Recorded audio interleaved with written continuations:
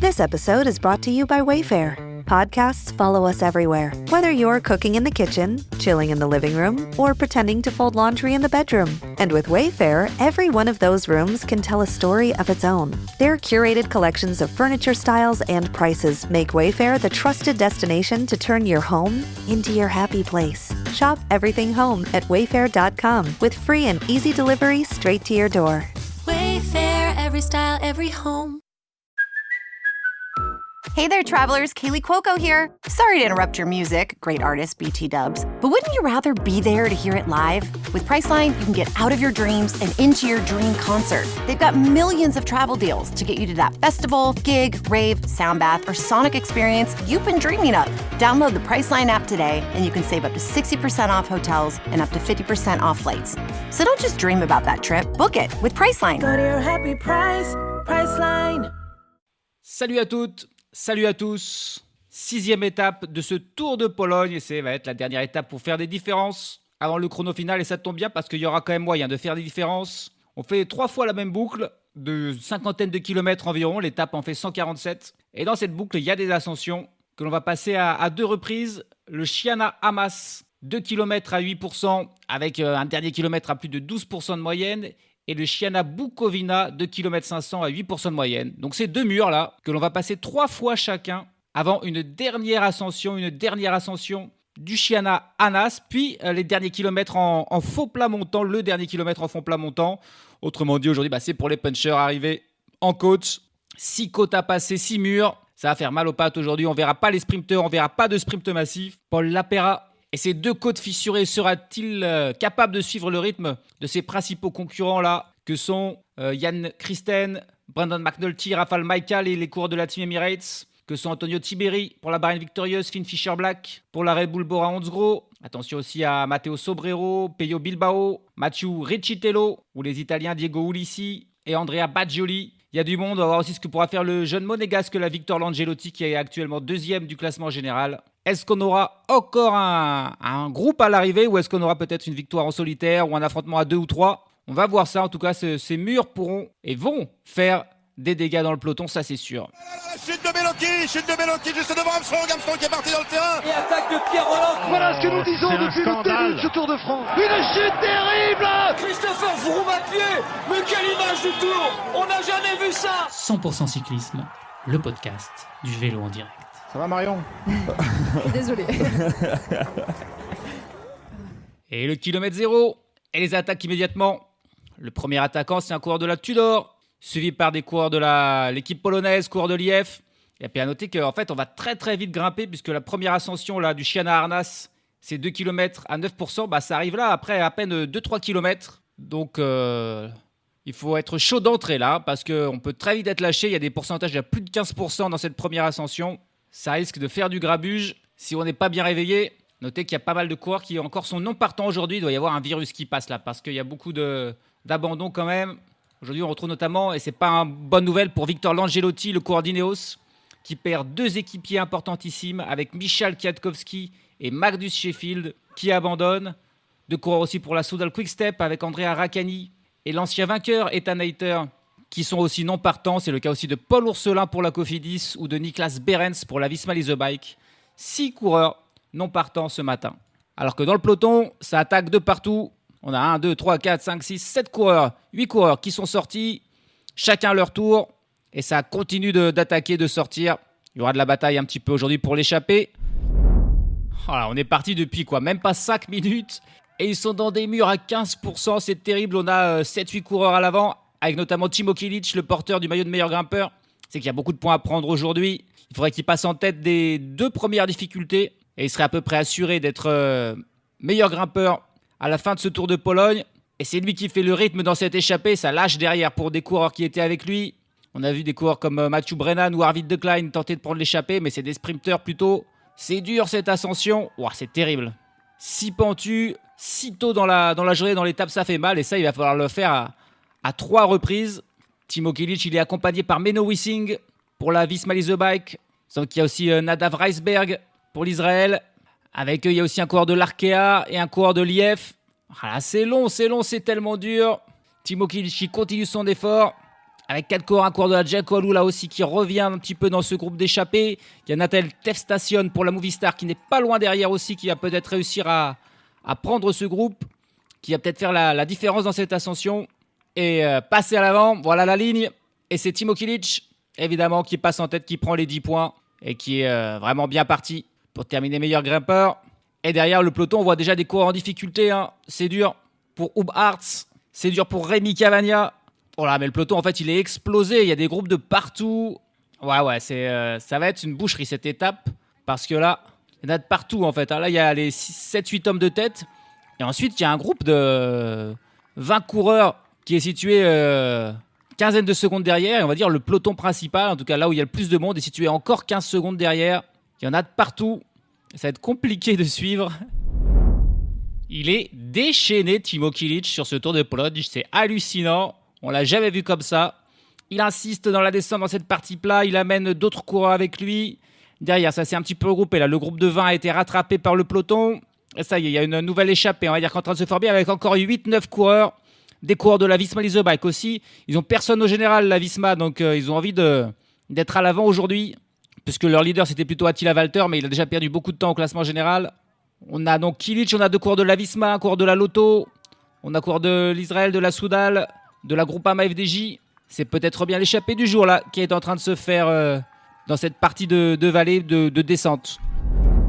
9 coureurs qui sont sortis et qui vont bientôt passer la minute d'avance. Ouais, on l'a l'échappée, 128 km de l'arrivée. Et c'est assez étonnant parce qu'on retrouve dans cette échappée 3 vainqueurs d'étape sur ce Tour de Pologne. Puisqu'il y a Olaf Koy, il y a Mathieu Brennan et il y a Paul Magnier. Les 3 coureurs qui sont partis devant en compagnie de Timo Kilic pour l'Alpecin de Koenig, de Lorenzo Milesi pour la Movistar que l'on a souvent vu à l'attaque sur ce Tour de Pologne.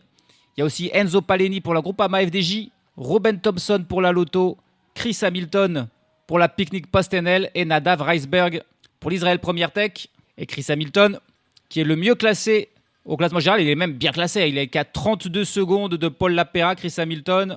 Et du coup, ça a forcément inquiété les coureurs de la Decathlon.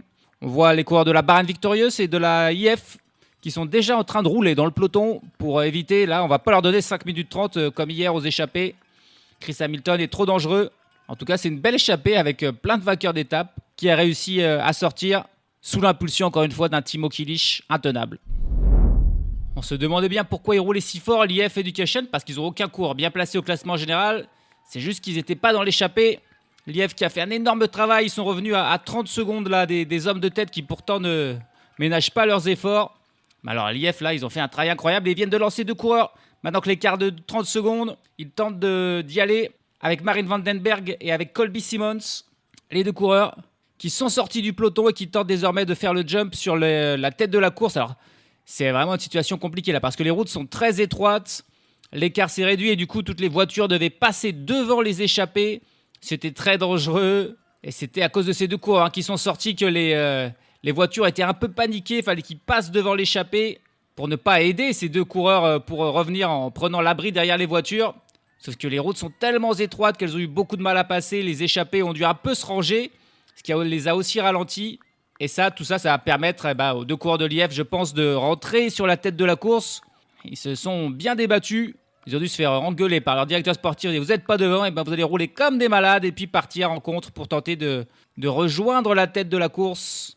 Et il est probable que le peloton, du coup, peut-être va de nouveau se relever un petit peu pour donner un petit peu de champ. Désormais, c'est 11 hommes de tête, parce que ça y est, là, le duo de l'IF qui a roulé très fort, a réussi son coup et à mettre des coureurs à l'avant. Ils sont donc 11 désormais à l'avant. Et on n'oublie pas qu'il y a Chris Hamilton qui n'a que 32 secondes de retard au classement général. On voit la Team Emirates qui est déjà aux avant-postes de ce peloton. Tiens, la Decathlon, ils ont un petit peu de chance parce que d'abord, c'est l'IF qui a travaillé comme des malades pour lancer leurs 2 coureurs. Et là, c'est la Team Emirates qui décide de gérer et de rouler. Alors cette fois-ci, c'est pas dans le but de revenir sur l'échappée, mais simplement de laisser un écart minimal. L'écart qui en tout cas remonte déjà 45 secondes entre les 11 hommes donc à l'avant désormais et le peloton. Ouh là là, elle est encore plus dure que l'autre cette ascension. Il y a des passages à plus de 23% dans ce mur-là de Bukovina. C'est terrible et du coup dans les échappées, les moins bons grimpeurs sont déjà en difficulté. Enzo Paleni ne peut pas suivre Marine Vandenberg qui a fait un gros effort pour amener Colby Simmons non plus. Et les deux coureurs de la Visma, là, Olaf Koy et Mathieu Brennan, qui s'accrochent et qui ont été légèrement distancés. Ils devraient pouvoir revenir quand même sur la tête de la course. Mais alors là, c'est terrible. Le peloton va passer à son tour. Et on va sûrement y aller à un rythme un peu tranquille, mais ça promet. Parce que cette ascension, ces passages à 23%, on va les passer encore à 2 reprises. Et dont la dernière fois, environ 13 km de l'arrivée. Et là, ça devrait attaquer de partout parmi les favoris. Ça promet vraiment beaucoup. Et bien sûr, beaucoup de monde là sur le bord de la route, c'est le bon endroit pour voir la course parce qu'on voit les coureurs non seulement passer 3 fois, mais en plus on les voit passer tout doucement parce que c'est terriblement pentu. On arrive au sommet et c'est probablement encore une fois Timo Kilic qui va passer en tête, prendre les 10 points. Et mathématiquement, je crois que ce sera fait. Voilà, il passe en tête, c'est fait pour Timo Kilic qui sera le meilleur grimpeur de ce Tour de Pologne. Le peloton qui n'est pas très loin derrière, a seulement pointé à 1 minute et 10 secondes des hommes de tête, toujours menés par la Team Emirates, qui je pense a un objectif en tête, c'est faire la course le plus dur possible pour tester Paul Lapera, tous les adversaires, et permettre ensuite à Jan Christen ou à Maika ou à McNulty d'aller chercher la victoire et d'être le mieux classé possible au classement général avant le chrono final.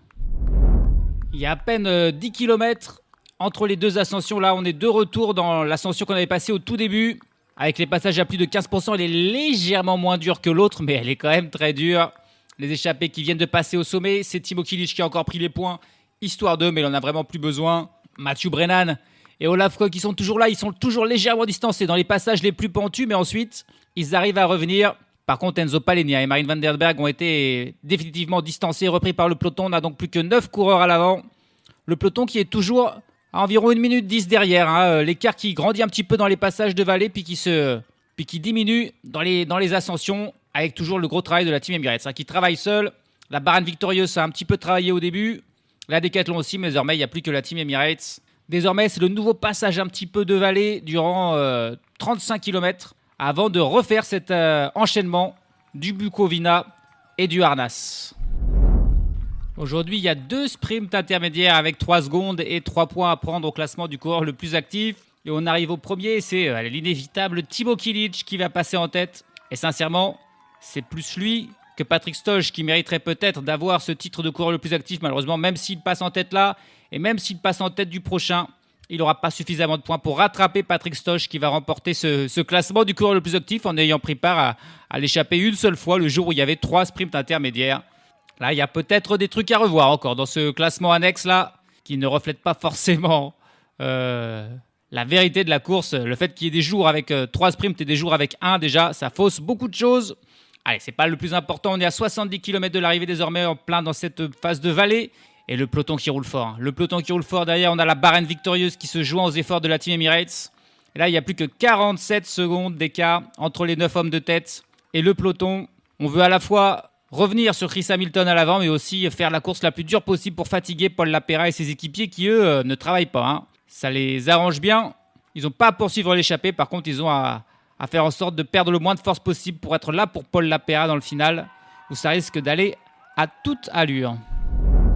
Ça commence à être un peu dur, ça y est, pour Timo Kilic, qui ne passera pas au sommet, là. Alors qu'on passe pour la 2e fois au sommet de Bukovina. C'est Chris Hamilton qui passe en tête. Il a Ruben Thompson, Lorenzo Milesi, Nadav Reisberg et Colmy Simmons dans sa roue. Et il est un tout petit peu plus loin, Timo Kilic, en compagnie de Mathieu Brennan et de Paul Magnier. Ils vont réussir, là, quand même, à revenir encore une fois. Ils ont perdu quelques mètres dans les passages les plus pentus et ils reviennent maintenant que la pente s'adoucit. Olaf Koy, par contre, lui, est définitivement distancé. Ça y est, là, le sprinter hollandais, il n'en peut plus. C'était trop dur pour lui. Il a lâché dans cette 2e ascension de Bukovina. Le peloton toujours pointé à environ 1 minute derrière, toujours mené par les coureurs de la Bahrain Victorieuse et de la Team Emirates. Désormais, c'est la petite phase là de vallée de seulement 10 km avant la 3e ascension du Harnas. Il y a un des coureurs des échappés qui se dit que s'il y a une chance de gagner, c'est peut-être en y allant tout seul. Il attaque là Colby Simmons, qui est le frère de Quinn Simmons, le fameux champion des États-Unis.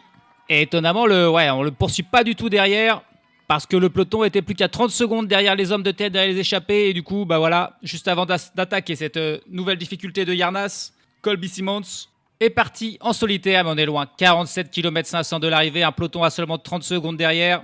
Les autres échappés qui se sont quasiment relevés. Ils ont compris que ce n'était pas possible. Ils vont être repris par le peloton. Notamment Chris Hamilton, qui était le mieux classé, qui va être repris. Alors, ils sont déjà en train de revenir sur Colby Simmons. Ok, là, le peloton, là, mené par la Bahreïn Victorious, qui font le rythme le plus dur possible. Et là, à 47 km de l'arrivée, c'est peut-être le moment où ça va commencer à vraiment exploser dans le peloton. Oh oui, il y a des cassures, il y a des coureurs un peu partout. Il n'y a pas grand monde qui suit là le rythme de la Bahreïn Victorious. On rappelle, ils ont du beau monde avec Tiberi, avec Peyo Bilbao, avec Jack Egg. Ils ont moyen de faire mal dans ces ascensions. Et là, il y a qui? Il y a Quentin Hermans qui semble suivre. Il y a Brandon McNulty aussi. Paul Lapera semble beaucoup plus loin. On est dans ces passages à 15%. Au moment où il rattrape Colby Simmons, ça y est, il n'y a plus d'échappée. Et c'est toujours Jack Egg pour la Bahreïn Victorious qui fait le rythme avec Antonio Tiberi directement dans sa roue. McNulty, Quentin Hermans qui sont les plus prompts à suivre. C'est pas une accélération, c'est juste un rythme le plus fort possible. Et là, le peloton, c'est chacun à son rythme. Une fois qu'on va basculer de nouveau dans la descente, il devrait y avoir des grosses cassures. Et là, par contre, il y a une attaque. Il y a une attaque et c'est Rafał Majka avec son maillot de champion de Pologne pour son dernier Tour de Pologne, pour la dernière saison de sa carrière. Rafał Majka qui prend la tête finalement de ce groupe. C'est pas tout à fait une attaque. Il est suivi par Tiberi, par Finn Fisher-Black, Brandon McNulty, Quentin Hermans. Et en tout cas, Paul Lapera, lui, n'est pas là dans ce premier groupe de favoris. Il y a des groupes de partout. Ça a explosé de partout là. Il y a peut-être 10 coureurs donc en tête, ensuite un groupe de 5, un groupe de 10. Il y en a de partout, ça y est. La course totale d'un seul coup qui vient d'être lancée. Et ils arrivent, ça y est, au sommet, avec Antonio Tiberi qui passe en première position, suivi par McNulty, par Quentin Hermans, Finn Fisher-Black. Il y a un coureur de l'Arkea aussi qui est là. Et Paul Lapera, lui, il est loin. Paul Lapera, et à mon avis, il pointe déjà à plus de 20 secondes là, de ce groupe de tête. Alors, ça va peut-être pouvoir rentrer. Oh, il y a des coureurs de partout. C'est la débandade totale. Ouais, non, la Paul Lapera, à mon avis, ça va être très compliqué. Parce qu'il y a le groupe de 10 coureurs, on va dire, à l'avant. Ensuite, 5 secondes derrière, 3-4 coureurs. Avec notamment des coureurs de la Décathlon, mais sans Paul Lapera. Et il y a ensuite des coureurs éparpillés un peu partout. Et le groupe de Paul Lapera est plus loin. Et à l'avant, ça continue d'attaquer. Cette fois-ci, c'est Quentin Hermans, suivi par Amateur Recitello, ça y est, qu'on n'avait pas trop vu, qui est bel et bien encore là à la tête de la course. Ah, c'était aussi qu'au sommet, il y avait un de ces fameux sprints avec une prime. Là, c'était la plus grosse prime de tout le Tour de Pologne, 3 500 €. Donc voilà, vous serez content de savoir que Quentin Hermans, en faisant cette accélération-là, vient de gagner 3 500 €. Pas mal pour la journée. Et là, on va entamer maintenant la phase de vallée. Il y a 40 km de vallée qui nous attendent, donc il pourrait y avoir quand même un regroupement. Mais pour Paul Lapera, ça va être dur quand même de rentrer. Et même s'il rentre, ça montre bien qu'il est un petit peu plus faible quand même que ses adversaires. Parce qu'il reste encore à monter de nouveau le Bukovina, qui est plus dur que celle qu'on vient de faire. Là, c'était des passages à 15%. Le Bukovina, ça sera plus de 23%. This episode is brought to you by Nordstrom. Summer's almost out and fall's calling. Luckily, Nordstrom has everything you need for the season ahead, all under $100. Discover new arrivals from your favorite brands like Mango, Princess Polly, Wave, Free People, BDG, and more. Whether you're planning a last-minute getaway, heading back to class, or refreshing your office looks, you'll find the latest trends and beauty must-haves without breaking your budget. It's easy too with free shipping, free returns, and in-store order pickup. Shop today, in stores, and at Nordstrom.com. This episode is brought to you by Espolón Tequila. Slow, sticky, snoozy. They call these the dog days of summer. But Espolón? They don't do boring. Welcome to the Marg Days. Espolón Tequila. 100% blue Weber agave, born to shake up your summer. Just add lime, agave, and a little attitude. Visit espolontequila.com. Espolón Tequila, 40% alcohol, volume 80 proof. Copyright 2025, Campari America, New York, New York. Drink responsibly. 20 km de l'arrivée et on a un groupe au final de 40-50 coureurs à l'avant. Ça s'est un petit peu regroupé. Paul Lapera, au prix d'un gros effort, a réussi à rentrer dans ce groupe. Et malgré tout, on sent ça risque d'être un petit peu juste pour cette ascension-là qui arrive de Bukovina. Peloton toujours mené par la Bahreïn Victorieuse, mais on a vu aussi l'Alpecin de Koenig de Quentin Hermans qui semble en grande forme se poster à l'avant. Et puis bien sûr la Team Emirates de Majka, de McNulty et de Jan Christen. Une quarantaine de coureurs qui vont se disputer la victoire, mais ça devrait complètement exploser de nouveau dans l'ascension qui se présente. Et puis dans 2 km, il y aura le deuxième sprint intermédiaire de la journée. 3 secondes à prendre, sachant qu'on a les favoris du général qui sont là et que ça se joue à pas grand-chose. Ils pourraient peut-être se les disputer. Et le voilà, ce sprint pour les secondes avec Brandon McNulty qui y va. Il a Antonio Tiberi dans sa roue et c'est McNulty qui prend les 3 secondes devant Antonio Tiberi. Et c'est Jan Christen qui a pris la petite seconde ensuite qui restait. Donc bien joué pour la Team Emirates. Ils se sont battus pour ce sprint. Ils étaient bien placés. Et c'est McNulty qui en prend 3, Tiberi 2 et Christen 1. Désormais, on va rouler encore un petit peu de 3 km et puis ce sera cette terrible ascension de Bukovina. C'est fini pour Paul Lapera. Là. Il va perdre son maillot jaune. Il est lâché dès les premiers pourcentages de cette ascension de Bukovina. C'est Rafal Majka qui fait le train en tête du peloton. Et là, ça va exploser de nouveau de partout. On est dans les pourcentages les plus durs. Et il y a un coureur de Jack Olula là, qui fait un bel effort pour aller à l'avant. C'est Kellan O'Brien, je crois, qui est encore là. Qui mène avec Brandon McNulty dans sa roue, avec Antonio Tiberi. Mais là, c'est très dur, ça y est. C'est les pourcentages à 20%. On voit plus Rafal Majka, on voit plus Jan Christen qui sont un tout petit peu plus loin. C'est Brandon McNulty désormais en tête du groupe des favoris. Il a Antonio Tiberi qui le suit parfaitement. C'est Filippo Zana en fait qui est là pour la Jaco Alula avec Ambret Zvestad Bartseng pour l'Arkea BNB Hotel qui s'accroche joliment. Accompagné par un coureur de l'XDI. Il y a des coureurs aussi pour l'Israël Première Tech. George Bennett, je crois qu'il est encore là. Marco Frigo qui est aussi là, qui s'accroche. Encore une quinzaine de coureurs là dans le groupe mené par Brandon McNulty. Antonio Tiberi qui essaye d'accélérer, mais c'est évidemment très dur. Il est suivi par McNulty. Il est suivi aussi par Filippo Zana, justement. Ah, le trio là qui est joliment sorti. Et ça revient quand même de l'arrière. C'est qui pour Astana là? C'est Alberto Bettiol. Waouh, l'effort là d'Alberto Bettiol pour revenir juste au sommet. C'est Tiberi qui passe en tête devant McNulty et Zana. Bettiol qui fait l'effort juste au moment pour revenir aussi avec les 2 coureurs de l'Israël là.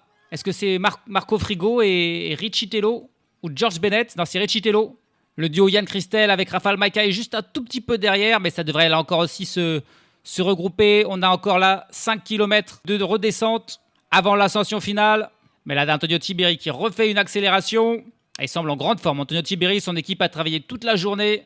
Il est seulement 4e au classement général, donc bien placé. Je ne vois pas où est Victor Langelotti. J'ai l'impression que lui aussi a été distancé. Le coureur d'Ineos qui était 2e du classement général. Donc voilà, le maillot de leader est clairement en jeu là. Mais désormais, c'est revenu sur Tiberi et ça se regarde. Ça se regarde un petit peu. On a un groupe finalement d'une quinzaine de coureurs encore là à l'avant. Un groupe de 15 favoris qui devraient arriver ensemble. Même s'il y a encore toujours des attaques. Là, c'est un coureur de la Team Emirates avec Jan Christen suivi par un coureur de la Groupama qui est encore là. Est-ce que c'est peut-être Rudy Mollard qui est encore là pour la Groupama FDJ? Mais compliqué de faire des différences, ça suit. C'est 15 coureurs qui vont probablement arriver ensemble au pied de la dernière ascension. Et l'arrivée sera au sommet de celle-ci. La victoire qui va se jouer entre 16 hommes. Quentin Hermans, Rudy Mollard, Ambret Zvestad Bartseng, Peyo Bilbao, Antonio Tiberi, Johannes Stone Mittet, Victor Langelotti qui est bel et bien encore là finalement pour Ineos, Matteo Sobrero, Filippo Zana, Jan Christen, Rafal Majka, Brandon McNulty, Alberto Bettiol, Marco Frigo, Mathieu Richitello et Yanis Voisard pour la Tudor. Voilà les 16 coureurs qui sont en tête. Membres du top 10, Paul Lapera n'est pas là, Finn Fischer-Black n'est pas là. Ce sont les 2 seuls membres du top 10 absents de ce groupe de tête. On est à 6 km de l'arrivée, toujours dans une descente. Et on va voir qui a les meilleures jambes. Aussi, on voit des équipes qui ont des équipiers. 3 coureurs pour la Team Emirates, 2 pour la Bahreïn, 2 aussi pour l'Israël Première Tech. Est-ce qu'ils vont réussir à faire jouer cet avantage numérique en leur faveur? On va voir ça. 3 km de l'arrivée. Tout pile, on passe la banderole là. Et c'est Rafal Majka qui fait le train. Et on est dans les pourcentages les plus durs. Les 2 derniers kilomètres sont un tout petit peu plus faciles. C'est pas tout à fait la même ascension qu'on a pris au cours de la course. Donc attention, c'est le moment là. Si on veut faire un écart, il faut attaquer dans ce kilomètre qui arrive. Sinon, ça sera un sprint à 16 en gros. Parce qu'on ne pourra plus faire de différence. Parce que la pente sera trop faible. C'est du 4% de moyenne là dans le dernier kilomètre. Mais pour l'instant, le rythme mis par Rafal Majka, qui travaille pour Jan Christen et Brandon McNulty, empêche quiconque de faire une attaque. Là voilà, enfin, l'attaque à 2 km de l'arrivée. C'est l'inévitable Jan Christen. Et il ne peut pas s'en empêcher de mettre une attaque. C'était son équipier Majka qui roulait. Mais c'est Christen qui attaquait, mais il a été immédiatement suivi par Antonio Tiberi. Et derrière, le contre par McNulty. Mais lui, il est suivi par Peyo Bilbao. Il y a un joli duel. Franchement, le duel là entre la Team Emirates et la Bahrain Victorious est assez formidable. À chaque fois, un qui attaque et c'est un coureur d'autre équipe qui suit. C'est les 2 équipes qui ont travaillé toute la journée. Mais du coup, ça ne fait pas de différence. Peyo Bilbao a ramené Yanis Voisard et tout le monde dans sa roue. Il y a un coureur aussi qui a lâché la boque, c'est Quentin Hermans. Quentin Hermans éliminé. Il ne sera pas dans le final. Autour d'Antonio Tiberi de mettre son accélération. Mais c'est encore un coureur cette fois-ci de la Team Emirates qui le poursuit avec McNulty.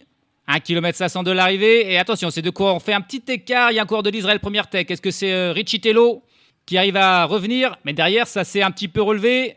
Filippo Zana qui réagit avec un temps de retard. Marco Frigo aussi. Et Richie Tello, il n'arrive pas à combler là, les derniers mètres qu'il a sur McNulty et sur Tiberi. Ça y est, il est rentré. On a un trio à la tête. Mais le problème, c'est qu'ils se regardent évidemment. Et du coup, ça pourrait peut-être rentrer encore de l'arrière avec un trio avec Zana, avec Frigo et avec Rudy Mollard qui est encore là.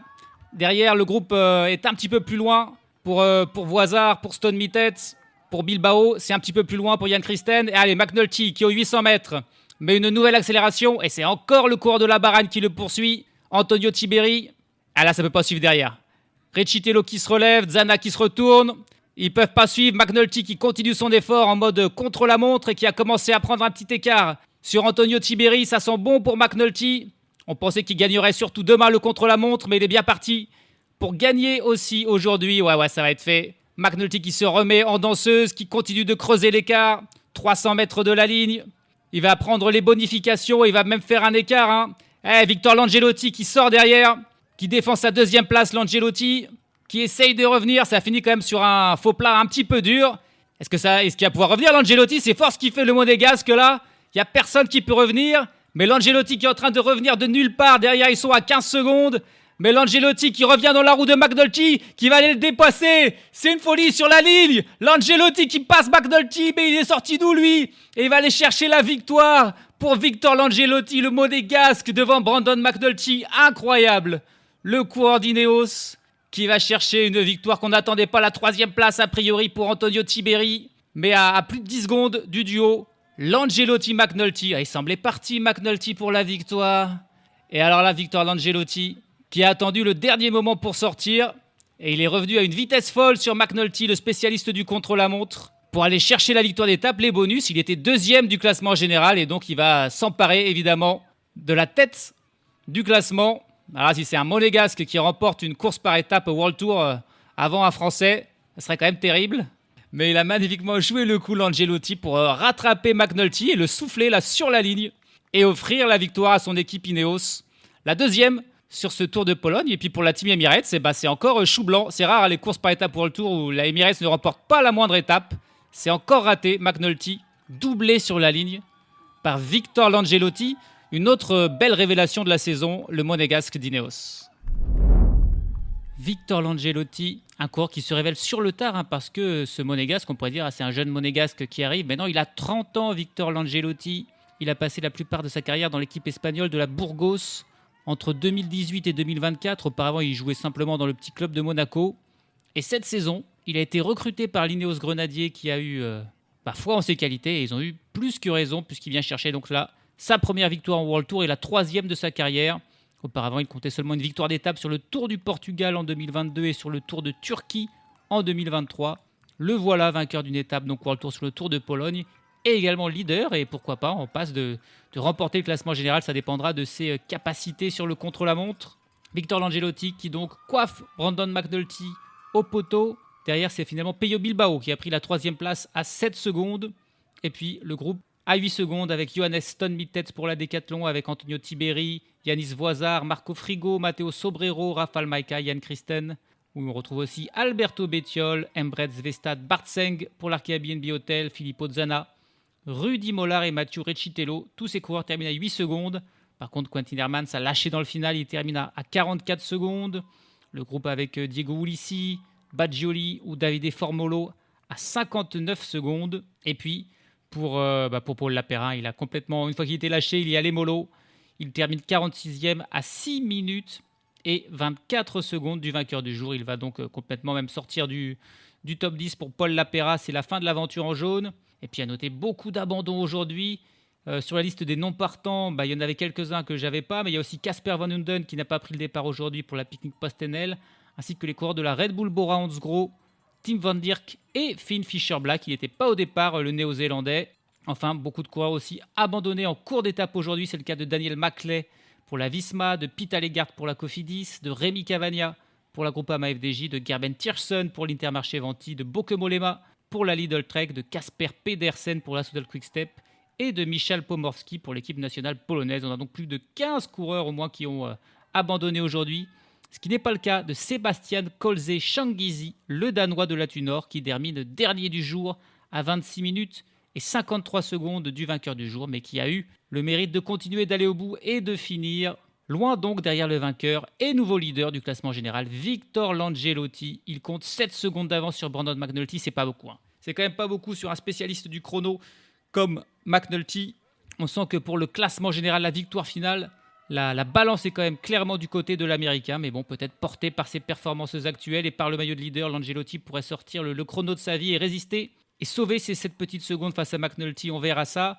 Les autres sont quand même déjà un petit peu plus loin. Antonio Tiberi, désormais 3e à 20 secondes. Jan Christen, 4e à 21 secondes. Puis Peyo Bilbao et Rafał Majka sont à 24 secondes. Bettiol à 28 secondes. Le top 10 complété par des Italiens encore avec Matteo Sobrero, Filippo Zana et Marco Frigo, qui sont tous les trois à 29 secondes de Victor Langelotti. Les autres classements, eux, sont figés. Ben Turner garde le maillot du meilleur sprinter du classement par points devant Jan Christen et Peyo Bilbao. Et puis le maillot de la montagne définitivement sur les épaules, et largement sur les épaules de Timo Kilic, le cours de l'Alpecin de Koenig, qui devance Patrick Gamper et Tomasz Budzinski. De même, Patrick Stoch sera assurément avec son maillot bleu de cours le plus actif, bien qu'il n'a pris qu'une seule échappée au cours de tout ce Tour de Pologne. Et demain, il n'y aura pas d'échappée parce que c'est le chrono, il est court, 12 km seulement. Ça commence en montée, il y a 1 km 300 à 6% de moyenne. Et ensuite, c'est un replat jusqu'au point intermédiaire à mi-course à 5 km 500, puis une descente jusqu'à l'arrivée. Ça sera donc pas facile de faire des écarts. 7 secondes, c'est pas beaucoup, mais on va voir le duel là, a priori entre Langelotti et McNulty pour le classement général et puis pour la victoire d'étape. On va suivre. Alors Rémi Cavagna malheureusement a abandonné et ne sera pas là, mais il y aura Stefan Kung pour la Groupama FDJ qui se pose comme le favori quand même pour demain. Ça sera la dernière étape de ce Tour de Pologne et le suspense est quand même total. Et comme d'habitude, j'ai envie de dire, sur ce Tour de Pologne, les écarts sont minimes. Et donc, il faudra patienter jusqu'à la fin pour savoir qui sera le vainqueur de la 82e édition du Tour de Pologne. Salut à tous, salut à toutes.